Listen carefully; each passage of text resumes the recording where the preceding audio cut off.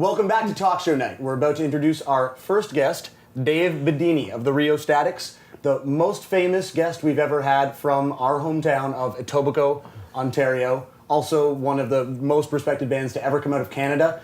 They had 2 records in the Millennial Chart Magazine poll. The only other band with 2 records in the top 10. The Guess Who? Who are they? Big thumbs down. And his latest record, The Land is Wild, just came out. Ladies and gentlemen, 8-book author Dave Bidini. What's up?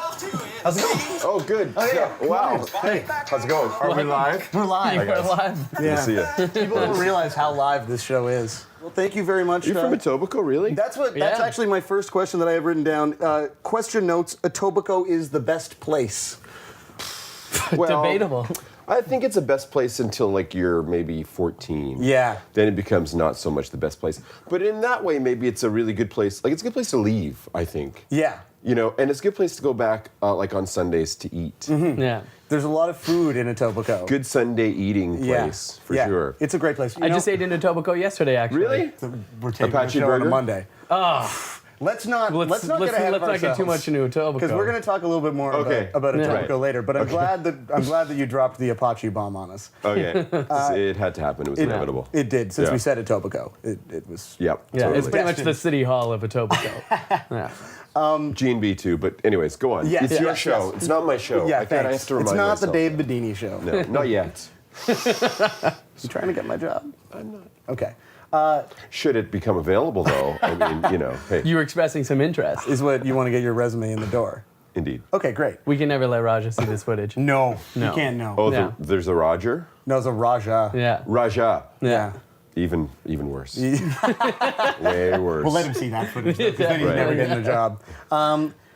You are easily, in our first season, probably the guest that we've had with sort of the most prolific history, you know, most acclaimed records, most acclaimed books. I think that's probably safe to say. And Probably the only guest So who's you written a book. yeah, Oh, no, so- Bruce LaBruce has written a book. Oh, yeah, Oh, yeah, sure. yeah.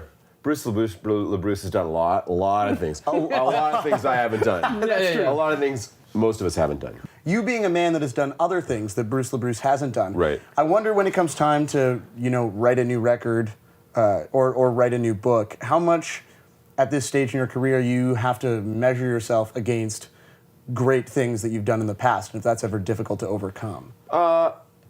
Is it difficult? Not really. I think when you're writing anything, or you're working on a record or working on a book, you're sort of inside that moment of doing that thing.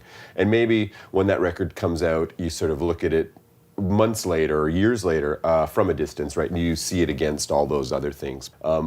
Certain people do hold me and the bands against certain works, right? And I think there was like for the Rios, there was a time we were making our records, you know, at subsequent Whale Music records, Whale Music Melville records, which are the 2 albums that you mentioned, right? And we'd make what we thought was a great record, and certain writers would go, you know, it's good and stuff, but it's not like these 2 great works or whatever. And then we kind of go like, fuck you. I mean, you know, every song you write, you hope is, you know, as vibrant and exciting as the last one you wrote. But that said, I think it's good to have a couple of records or a couple of books where, you know, people have made this connection and they're regarded as your, you know, best work. It's okay. I think every artist aspires to have a best work, right? So I don't think you can feel bad that you have a best work, even though at times those best works overshadow your other work. So We did an interview with No Means No where they talked about Wrong, like being kind of the touchstone, and that's another band where they're still active, they're still making exciting music, but there's this weirdness, I don't know if it's weirdness, but there's sort of a, is the best thing that we did going to be the thing we wrote when we were like 20? I think you have to look at it as a bit of a challenge, because I think a lot of great artists have those great first moments. Like, I think it comes in threes in a way. You have this great first moment where you come out and you're fresh, new, and the idea that you've been inculcating for so long is expressed and people respond to it. Then I think there's that kind of middle period, right? And then there's the final period where you do kind of your defining work as you're kind of leaving. And I think all great artists have had those, that have had their careers shaped that way. So I think as you enter your middle period, I think I kind of maybe am in a way. I think you have to look at it as a challenge to rise to what, you know, Neil Young has done over his career, or Bob Dylan, or Martin Scorsese, or, you know, Michael Ondaatje, where you have to, you find as a challenge as an artist, you kind of come up to that middle part and you go like, okay, I want to rise and respond, and sometimes it doesn't happen, but you like to think that you're capable of rising to that. Anyway, so yeah, it's a good place. And I mean, between that, again, like books, stage adaptations of things you've written, you have a lot of projects on the go all the time. What stage do you want to imagine the various things that you're working on are going to be at in 7 months? 7 months. Yeah. Let me look into the future. 7 months. Yeah. So what do you want the phone to be ringing about in 7 months? I hope when to you be pick up hosting the the phone? show in 7 months. That's what it is? Okay, really. Other than that, I mean, that would make me truly happy. But other than that, I mean... You can replace Justin, but I like his job. It's an easy role. I don't do much. Right, it's As good. illustrated It's by good. this interview.